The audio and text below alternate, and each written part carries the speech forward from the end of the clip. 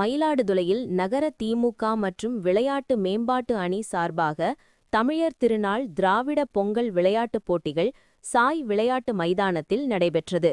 முதல் போட்டியாக நடைபெற்ற மினி மராத்தான் போட்டி காவிரி நகர் மேம்பாலத்தில் துவங்கியது.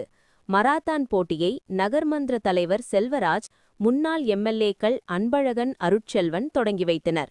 4 கிலோமீட்டர் தூரம் நடைபெற்ற போட்டி சாய் விளையாட்டு மைதானத்தில் முடிவடைந்தது. மராத்தான் போட்டியில் 100க்கும் மேற்பட்டோர் கலந்து கொண்டனர். இந்த போட்டியில் சிறுவர்கள் ஆர்வமுடன் பங்கேற்று ஓடி வந்தது குறிப்பிடத்தக்கது. வெற்றி பெற்றவர்களுக்கு முதல் பரிசாக 5000 ரூபாயும், இரண்டாவது பரிசு 3500 ரூபாய், மூன்றாம் பரிசு 2500 ரூபாய் மற்றும் 4 முதல் 10வது பரிசு வரை இரு பாலருக்கும் சான்றிதழ்கள் வழங்கப்பட்டது. தொடர்ந்து இரு பாலருக்கும் ஓட்டப் போட்டிகள், நீளம் தாண்டுதல் போட்டிகள் நடைபெற்றன.